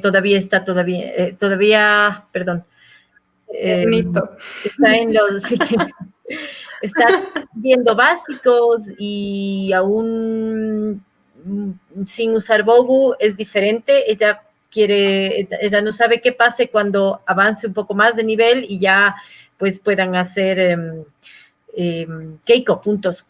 Así que veremos qué pasa entonces. Thank you so much, Rose. Now we have another question for Sensei Shamina, and it's Sensei Shamina, how was your experience in Nito and why you leave it? I actually haven't started Nito yet. So my original goal was, of course, to do Jodan for 1 year and then, try Nito for another year. However, I have stuck with Jodan so far. I do want to learn Nito in the future. I just don't know when. So I actually did buy the Nito set stores, and I tried a little bit Saburi at home, and it was terrible. But Nito just now that I know more about Jodan, I feel like Nito's harder. But I actually do know a lot of people who so there's some people online who are like, you should try Nito, join the dark side. But I just still on for now. Actually, we have a commentary from a friend of yours and says, please, hashtag Team Yolan. I'm just saying. Of course. Okay. So, Sensei, I thought, maybe I was wrong because I thought you practiced Nito 1 year, or that was just... That was my goal, was after a year of Jodan, I would switch to Nito. And that was my original plan. And then I realized that only 1 year of Jodan is really not that much experience into Jodan. So I've continued with it. Okay, Sensei, so I'm sorry, I was wrong. Yo me confundí, yo estuve mal. Yo entendí que ella practicó durante 1 año Nito, y luego durante 1 año Jodan. Lo que ella me explica ahora es que Esa era su meta, ella quería hacerlo, pero en realidad, después de practicar Jodan durante un año, se dio cuenta que no era suficiente, que no podía comenzar otra cosa si no continuaba con una y se esforzaba, se concentraba en una misma. Así que no, hizo un poquito de Nito en casa, pero le pareció que ella era muy mala para eso, porque es muy difícil, ¿sí? Porque usa las dos espadas. Así que piensa que tal vez en algún momento lo quisiera hacer, aunque le parece muy difícil, pero no ha practicado todavía Nito, oficialmente. Eso fue mi error, perdón. Thank you, Jose. Gracias, Dianita. Now we have another question from Karen Puyopaxi, and Annabelle will read it. Thank you, Annabelle. Okay. Karen says, good night, Sensei Shamina and Sensei Mark and Rose. In Jordan, what is the difference in the physical training in compared with the Chudan training? Physical training. What is the difference, or what are the differences between the physical training in Jordan and the physical training in Chudan? So when you mean physical training, do you mean like strength training or training outside of practice? I don't know. What do you mean? She means like I think yes, it's like the physical training, like I don't know, make squats, run, all that stuff. And I don't know, the suburi also. Yeah, the suburi. Oh yeah, so of course with Jodan, I do a lot of katate, one-handed suburi practice. Other than that, I don't do anything else.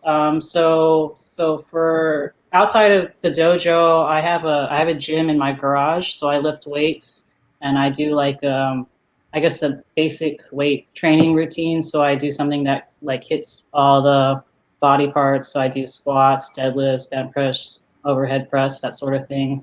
And then I know that for for Jodan, you need a strong left arm. But for our dojo, we actually regularly practice left-handed suburi because I actually tell my guys, even for Chudan players, that you need to have like be able to use a sword very strongly with your left arm. So I don't necessarily emphasize my left arm over my right, but I'm a left-handed person. No. Mm-hmm.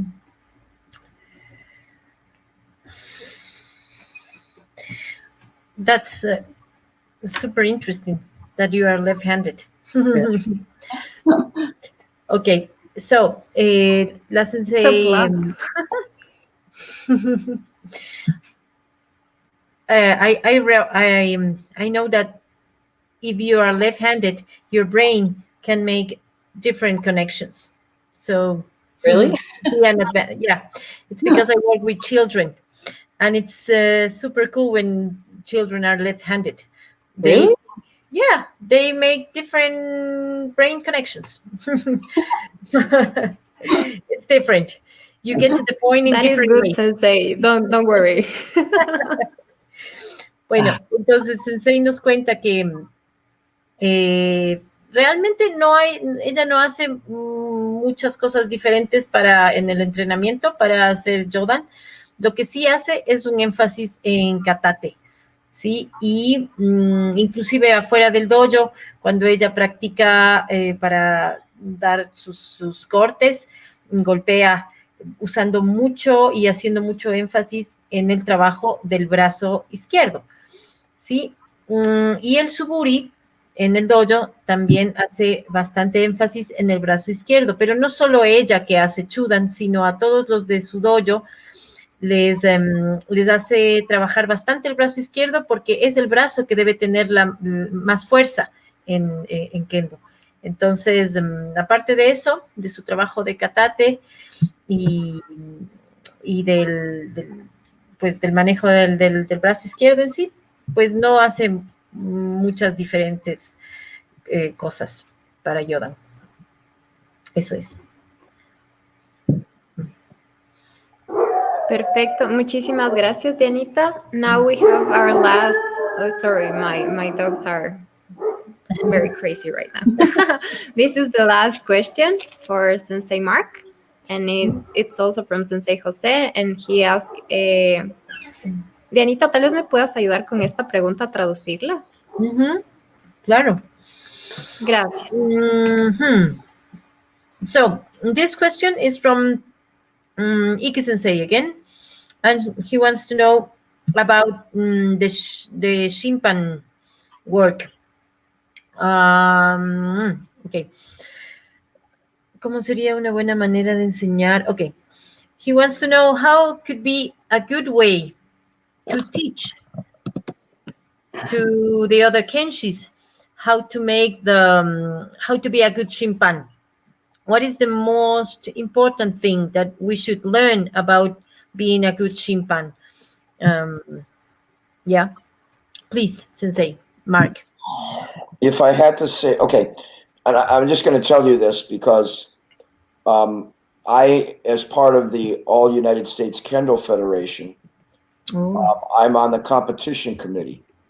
And I've been part of the 3 Sensei group that travels around the United States over a 2-year period between our national championships, which we have once every 3 years. And we teach how to be a good Shimpan. And we evaluate the various senseis in the different, we divided the United States up into like 7 or 8 zones. I forget how many it is exactly. And we give a seminar in each zone, and we evaluate those senseis and pick the Shimpan for our national championships, both the junior nationals, which we have once a year, and the U.S. nationals, which we have once every 3 years, based on how they do in those seminars. So go ahead, and then I'll fill this in. Okay, thank you. Entonces, muy interesante, Sensei nos dice que él es parte de la Asociación Norteamericana, no, de la Federación Norteamericana de Kendo, ¿sí? Y además, él es parte de un comité de solo 3 senseis que viajan alrededor de Estados Unidos. A ver, creo que traduje mal una parte, sería la Federación Estadounidense de Kendo, sí, perdón.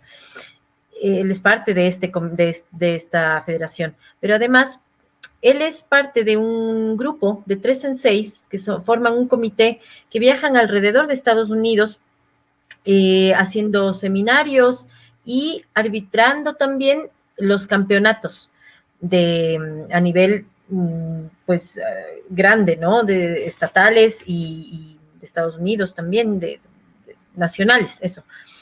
Y él junto a estos otros senseis, enseña cómo ser buenos Shimpan y evalúa a los senseis que van a estos seminarios para ver quiénes pueden ser los mejores Shimpan y escoger a los mejores para que arbitren en los campeonatos.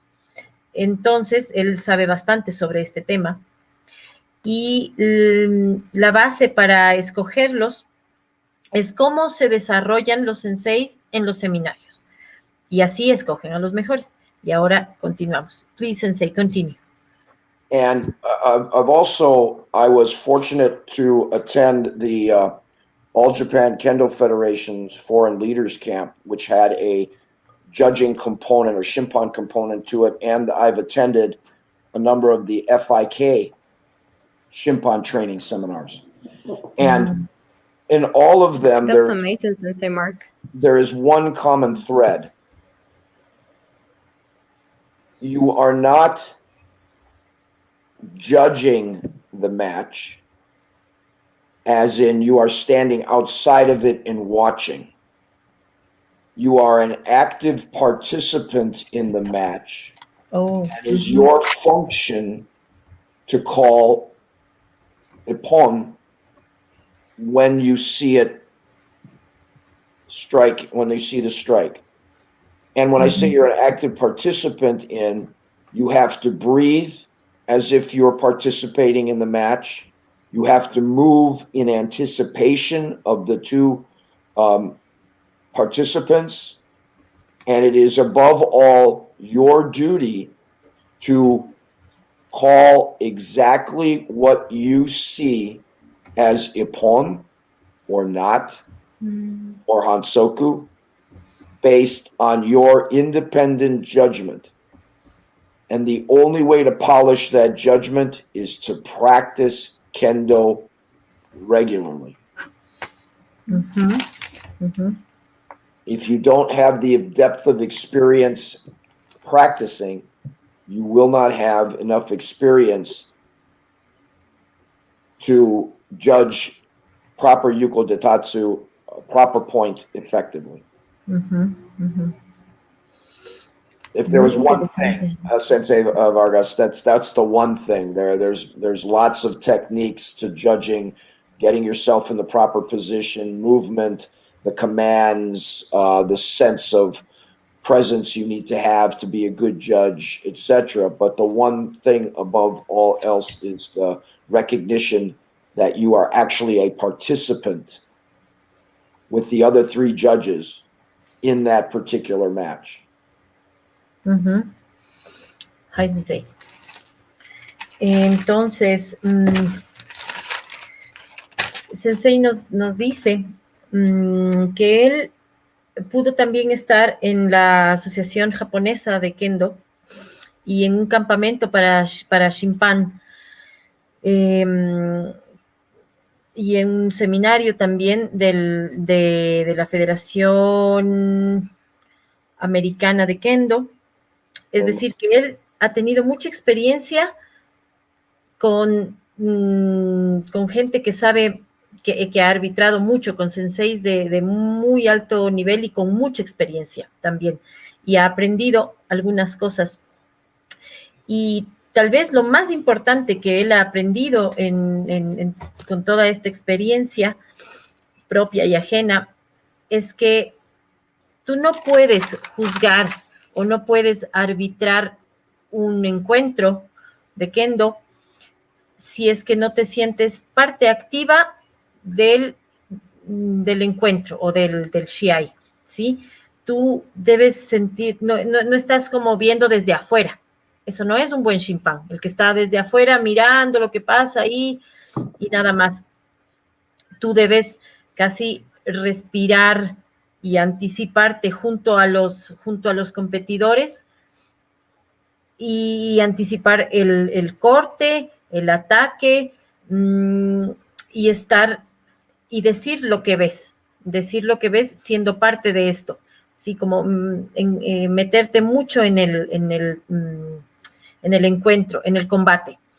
Él dice que como Shimpan, nuestra misión es decir exactamente lo que vemos cuando es un ippon o cuando es un hansoku, independientemente de nuestro juicio, sino lo que miramos, sin un juicio personal, ¿no? Sino con mucha honestidad. Y esto solo se puede hacer practicando regularmente, ¿sí? No se puede hacer si es que no practicas, si no estás activo en tu práctica de kendo. Y claro, también parte de la práctica habitual nos permite tener claridad al momento de saber cuál es un yuko datotsu, cuál es la manera correcta, ¿no? O cuando es un hansoku también. Y por supuesto, hay que tener muy en claro cómo es la técnica de que van a usar los competidores, también como Shimpan, cuáles deben ser los movimientos correctos, las órdenes correctas que deben decirse a lo largo del encuentro, pero principalmente él hace énfasis en esto de que debes sentirte parte del combate, tú ser con los otros jueces parte del combate, estar tan presente que sepas y puedas anticiparte a lo que está pasando. Eso sería. Anything else, Sensei, please? No, being a good shimpan is difficult. But it's kind of interesting for me. I have found that, for example, I got an opportunity to judge in a tournament a final match between the Brazilian women's team and the Canadian women's teams getting ready for the World Championships in Kyoto a few years ago. And that was so fast, but so clean. It was almost easier to judge than a couple of EQs trying to get it on in a tournament, because they aren't quite as clean. They're not as polished in their execution. So that was a very, very good experience for me, watching or participating in that tournament, being able to judge both the men and the women's teams at that very, very high level. And being a good shimpan, you just have to be good at kendo to be a good shimpan. It is just that they go hand in hand. If you've never seen Kote Suriyagi men before, you can't judge it. Claro. Of course. Thank you, Sensei. Finalmente, Sensei nos dice que es muy difícil ser un buen shimpan. No es nada fácil, pero es también muy interesante. Él tuvo la suerte de ser el juez, de ser shimpan, en un combate, en el último combate que fue en Kioto, en el Mundial, hace unos años. Y este era el encuentro final entre el equipo femenino de Brasil y el equipo de Canadá, los dos femeninos, ¿no? Y en esta final él dice que era tan rápido, pero a la vez eran tan limpios los cortes, que fue una experiencia fantástica para él poder arbitrar estos combates, y específicamente, que él no lo olvida. Y que además es muy interesante poder arbitrar a hombres y a mujeres, ¿no? Especialmente en un nivel tan alto. Y él está convencido de que para ser un buen shimpan tienes que ser bastante bueno en kendo, porque como si no podrías definir cuáles son las técnicas correctas que se van a usar. Entonces hay que practicar kendo bastante para ser buen shimpan. Eso. Muchas gracias, Anita. Thank you so much, Sensei Mark, Sensei Shamina. I don't know if he's there. Also, Rose, thank you so much for your interview tonight. It was awesome, for all your recommendations, all your stories, and all your experiences. Maybe if you want to make some final comments, it's an open space, so maybe we can begin with Rose. I just want to thank everyone, for doing this interview. I'm really honored. I mean, there's a lot of wonderful people in our dojo also, so I was really happy that, I was able to participate in this conversation and just getting to know people and stuff like that. So thank you so much. Thank you so much, Rose. Sensei Shamina, maybe you have another comment? Please wait. Let me translate. Sorry. I just forgot. Yeah. Remember, so many men. My mind is kind of fatal. Yes. Bueno, Rose también ella nos quiere agradecer a todos, a todas y a todos por esta conversación. Ella se siente muy feliz por haber participado y muy honrada de haber podido participar en esta plática, en esta noche, y de poder conocer a otras personas. Eso le hace muy feliz también. Muchas gracias. Thank you, Rose. It's very interesting. Thank you. Thank you. Now, Sensei Shamina, maybe you have a final comment or, I don't know, an advice? Thank you guys for inviting us to do this. I hope you guys can visit us one day to practice, and I hope we can visit you guys to practice. All I can say is, especially, during this pandemic, please stay in touch online. The biggest thing that I've learned in practicing is that relationships are super important. And, there's so many really interesting and amazing people who are practicing Kendo and Iaido. So I hope to, get to be able to spend time with you all. Thank you, Sensei Shamina. Muchas gracias. Shamina Sensei también nos agradece por la invitación, por poder ser parte de esta plática. Ella está muy contenta también y nos pide que por favor en este tiempo de la pandemia nos cuidemos mucho y recordemos que las relaciones humanas son muy importantes. El mantenernos en contacto con nuestra familia de Kendo también es muy importante, y así como ahora conocer gente muy interesante. Ella está también muy agradecida. I want to thank you a lot, Shamina Sensei. I hope when things get different and change, maybe we can someday get to practice together. Maybe I have to recognize that I'm a little afraid of your Yodan. Oh, but no. No, don't be. Don't be. Encourage myself. No. No, it's very, very interesting. I hope we can, please, Keiko onegai shimasu someday. Hi.